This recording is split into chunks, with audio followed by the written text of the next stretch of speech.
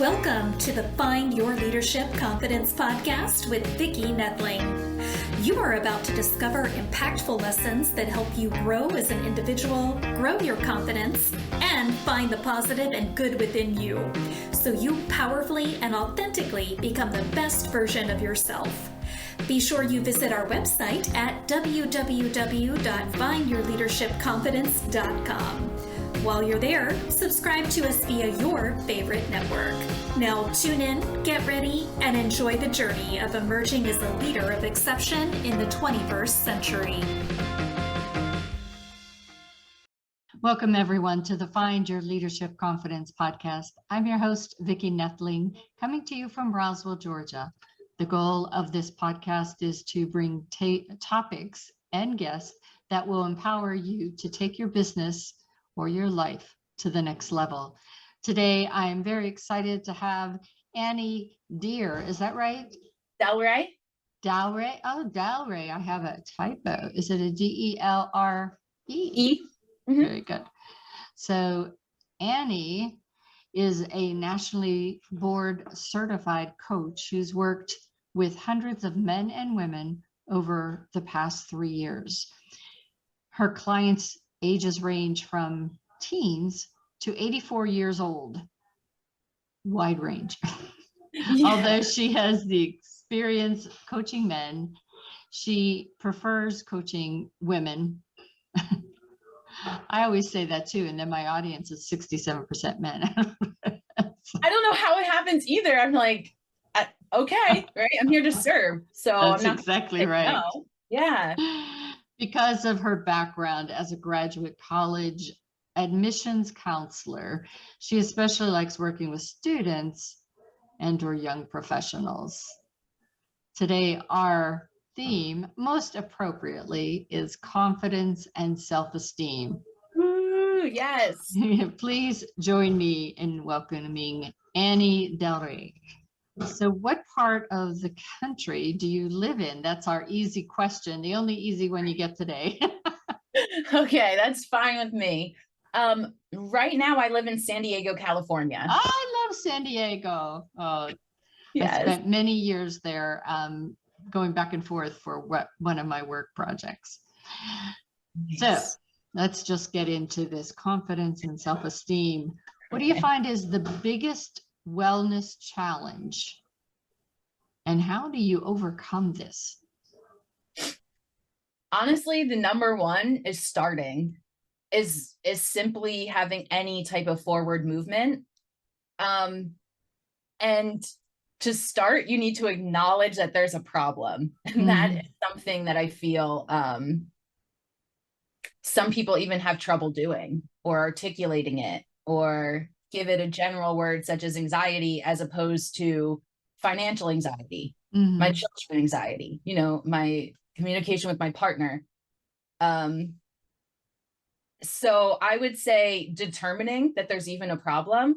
And then after that, asking for help.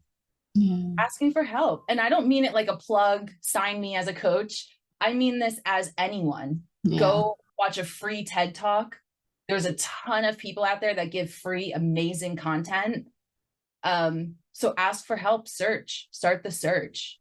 Yeah, I think sometimes that's the hardest thing for people is to ask for help, whether it's a pride thing or a stubborn thing, or I don't know. But I think a lot of times that's where people struggle, is asking for help.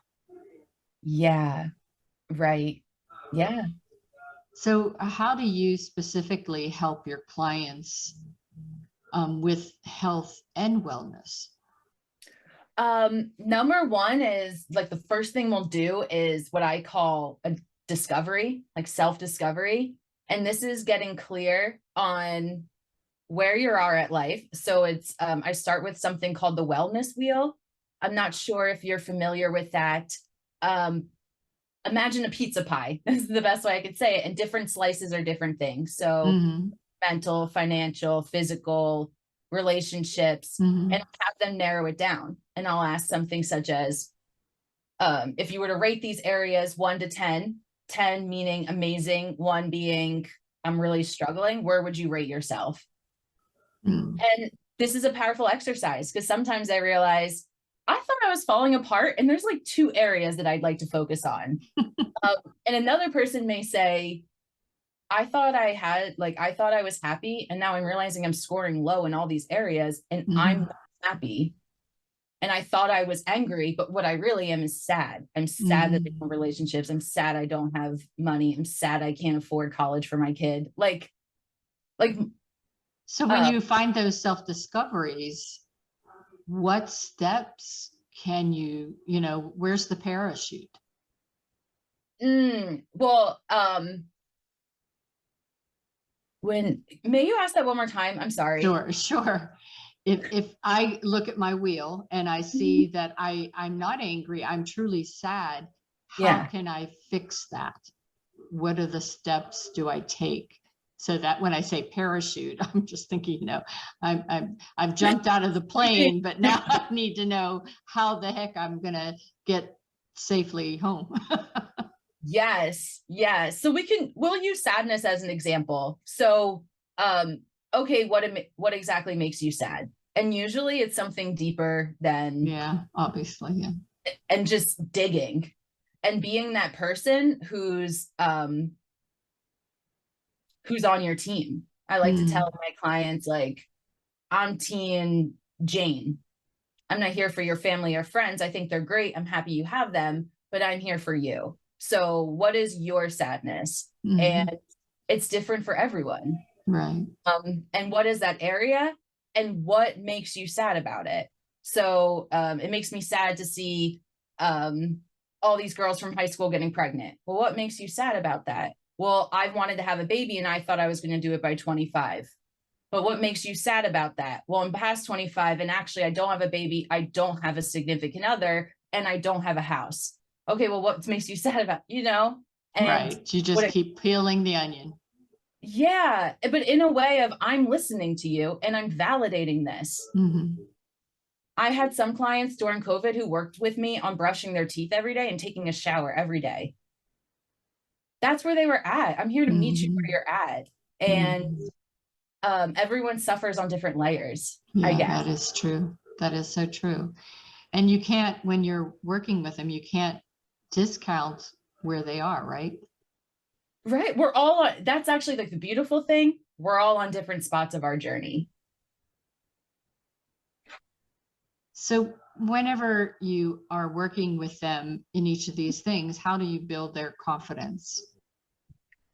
So I like to start with something you can do immediately, right? Because that builds our self-efficacy, that builds our self-confidence, motivation. So there's 3 letters, I call them. There could be more, but 3 letters. And letters like you write, right? Not the alphabet, just to be clear. Yes. Okay.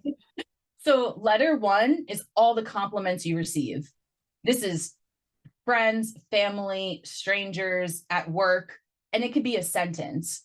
And I like to keep it on my phone. And I tell my clients, I understand if you like to physically write things down, but if you can, do it on your phone, because you usually have your phone on you and you can whip that out really quick when something happens. As a reminder.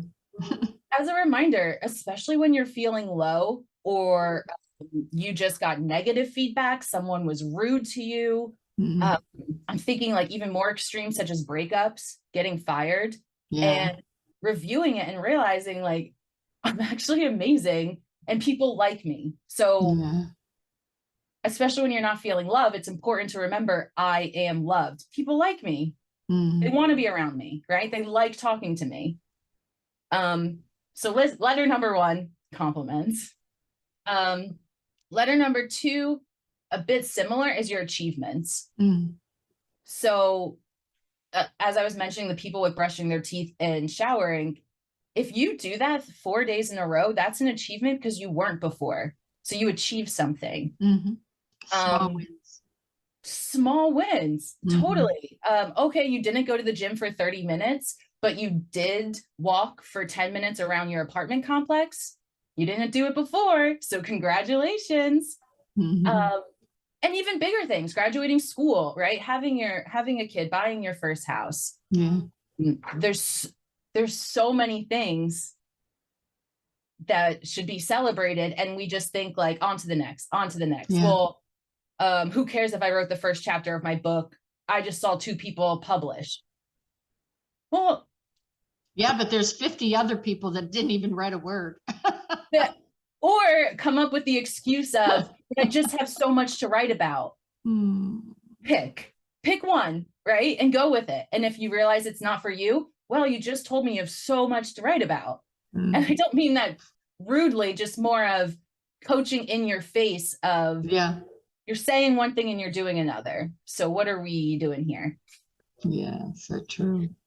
And what is work-life balance for your definition of it, I guess, and how do you accomplish it? Can you accomplish it?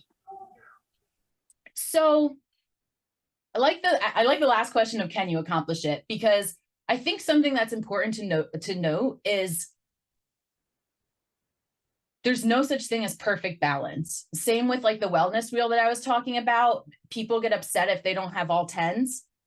Well, that's life, right? If we were all 10s at all times, that would be perfection. And there's no such thing, right? So the idea of understanding it most likely won't be amazing. And also balance is different for everyone. So some people may think it's 50-50. I'm splitting my brain 50-50, that's balance. And another person may say, work is cool, it's a paycheck, but I care about being home every night at 4 p.m. So your schedules are going to be different, but that's that person's balance. Right. And so getting the time that you need with your family, friends, and most importantly, yourself. You need an identity out of work. I've worked with maybe around 100 or more clients during COVID who got laid off, simply laid off.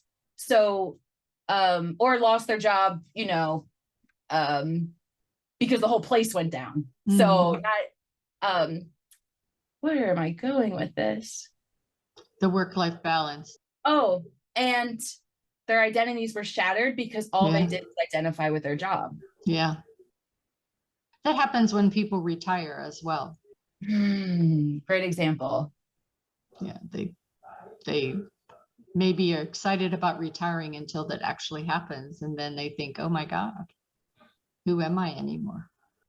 Total. When the kids leave, empty nest. Yeah. Who the heck am I? I was the mom that made lunches every day, or I was blank. Yeah. Yeah, definitely. Why is building mindfulness practice so very important in this? The best phrase I can use is, we don't know what we don't know. So learning to even be aware of looking out for these things. Yeah. So one of the things I learned in my studies was from birth to 7 years old, kids are taking in everything from their environment 100%. Oh, yeah. It's all downloaded to the unconscious mind. But if a parent doesn't know that, how are they going to know I shouldn't be smoking, cursing, hitting, stomping, screaming? Yeah. All of these things. A 5-year-old is only downloading that 100%. But thinking they're so young, they don't understand. They're so young, they don't know what's going on. Yeah, they do. They're sponges. Yes, perfect. So the idea of, I know I keep talking about the wellness wheel, of even understanding what area do I feel crippled in? Okay, I'm going to start studying that. I'm not mindful about it, right? A lot of people talk about mindless eating, mindlessly scrolling. Netflix watching. Yeah, TikTok, right? So how do you navigate high school, college when you feel overwhelmed? And, you might even say that in this last 2 years of working, school, everything, I don't think there was one person that was not overwhelmed. How do you navigate that? Right. Actually, I mentioned it earlier, the idea of asking for help. Please don't suffer in silence. If there's anything that I truly can say is, please don't suffer in silence. and ask for help, because there are endless free resources, and endless. And also the idea of don't stay in victim mode. It's really hard. I had my associates, then my bachelor's, then my master's. It's not easy. I don't want to be like, just study, and you'll be fine, because there's so much more to that. So asking for help, and that's part of confidence building. Even especially people who are introverts who haven't emailed their professor one-on-one, they haven't gone to what are they called,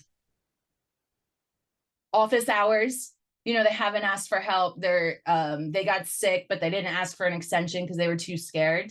All of these things that can make a big difference. Get a study buddy, talk to someone, let them know. That's what I was going to say. The importance of community doesn't stop. And I think sometimes whenever you go off to college, the assumption is that you're just going to go and get with a huge crowd of people, but there's a lot of kids in college that are loners, and those are the scary ones, that. And not just that, but the last 2 or 3 years, we were told not to be around each other. So it's like you were actively told to stay the heck away from people that you're supposed to be bonding with. That's scary. I mean, that's upsetting. I used to, whenever COVID first started, that's how I actually got into podcasting, because I would do Zoom meetings with some of the elderly in my church, so they wouldn't be by themselves. And, that's a beautiful thing. I think I always say that COVID gave us a lot of pain, but there were gifts that COVID gave us. And we would have years ago never even thought of a way to connect with those people that were shut in, because it was too much of our time to drive to where they were or whatever. Right. But how easy is it for you to open a computer screen, right? And there's so many smartphones. Many people have smartphones now. Exactly. My dad at 87 has one. I believe it. Right. And utilize that. And it's funny you bring up the church, because that's another thing I was going to say is, during this time, I feel like faith was either broken or built stronger. Like it, there probably, there's in betweens, but there's very extreme. So for those people, religion isn't for everyone. Church, religion may not mean going into a church, but when I think of my clients and family members who did have a church community, and that love and kindness and checking in, and we're all in this together, and yes, this is the darkness, let's all go to the light. But when you feel alone and you're sitting there alone, right, no one's building you up, and sometimes you need another person for that, people for that. And your mind tends to go to the negative. Oh, totally. Because all you need to do is turn on the news or go on social media. You will be slapped in the face with horrible news, scary, fearful, fear-provoking. It's time now for rapid fire. So we have 5 questions that we'll go for. First is, what self-development advice would you give a teenager that they would listen to? There's a phrase that I really like that I want all people to utilize, and that's a you problem, not a me problem. And the idea of you can only control yourself, but that's empowering. That's great news. Like people are like, oh, but congratulations, this is awesome. That means like you create your reality. Yeah, for sure. That's a fabulous thing. We should celebrate it. So share your top 2 tips for time management, which is always a stressful piece. But when you talk about wellness and and health, I think time management is important because stress comes from not having good time management. 100%. Yeah. Oh, definitely. Especially when you are a mom, student, daughter, lover. I mean, like all of these things. Mm-hmm. So, and I work with a lot of clients who are diagnosed with ADHD. Yeah. But even the ones with no diagnoses, just as much struggle. I'd say over 80%. Over 80% will do. And the first thing I tell them is track your time. Track your time. Try to plan in advance. It's very difficult at the beginning, especially if it's new. And then what happens a lot of times is my ADHD clients will say, it's too overwhelming. I can't track my, no. It doesn't work. It doesn't work. And if that's the case, then you backtrack your time. This is what I did. This is what I did. So, okay, I lost 3 hours to Netflix. And it's in the non-judgment zone. Yeah. It's just data collecting. That's all this is a little science experiment. That's what I tell them. This is a science experiment. We're just collecting data. We don't know what we don't know, right? It's like, doing a food journal. If you do it as you do it or after, but then you can see on the scale what happened. And it's like, whether we like it or not, we see it, right? Back to the book example, like, are you writing 3 sentences a day? Because at the end of the week, you'll have 3 paragraphs, but I'm making up. I don't even know if that would lead to 3 paragraphs, but I'm just giving an example. Right. Okay. So stress management, what have you learned about how we cope with stress over the past 2 years? What I learned is people don't like silence. So they're always looking for that next thing.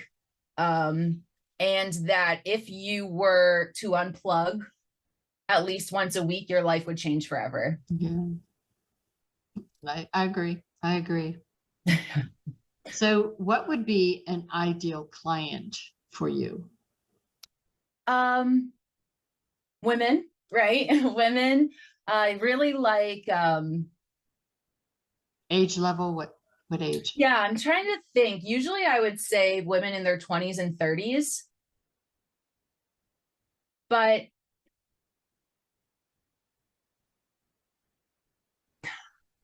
I guess, yes, women in their 20s and 30s. The thing is, when I say that, then I have people of all ages reach out and they're like, I would have loved to work with you, and I'm like, oh, no. I don't want it to sound like a hard stop. But yeah, just because they're going through it, they're graduating, they're starting as young professionals. These are usually new moms. Yeah, for sure. And it's just an exciting time. Not that other ages aren't, but a lot of overwhelm and looking at celebrities as role models. So no wonder they're so confused. Yeah, for sure. What advice do you wish you had been given when you were much younger? This too shall pass. Yeah. Oh, such a good one. Yeah. Like, this is such a blimp in this is the smallest section. I say to my clients, like, this is what you need to ask yourself when you are losing your mind. Will this matter in 5 months, 5 weeks, 5 days, or 5 hours? Yeah, that's right. Like, that's if not, move on. Yeah. Awesome. All right. Well, it's been just wonderful having you here today. If you could just share your website with the audience and also your free gift. You can reach me through my website, which is www.anniedelre.com, and that's ANNIEDELRE.com. And the free gift is a free 45-minute session. Like I was mentioning, discovery, I call it confidence and clarity. Let's get some clarity, because you don't know what you don't know. How can you solve problems that you really haven't clarified yet? Yeah, maybe you could do that wheel. So thank you so much for being a guest. And giving us such great information, such great insights and tips. And we'll definitely have everybody go to your website. As always, I remind everyone that life is a journey and it's up to you to enjoy the ride. This is Vicki Nettling signing off. Thank you for tuning into the Find Your Leadership Confidence podcast with Vicki Nettling, where we share impactful lessons that help you grow as an individual, grow your confidence, and find the positive and good within you so you powerfully and authentically become the best version of yourself.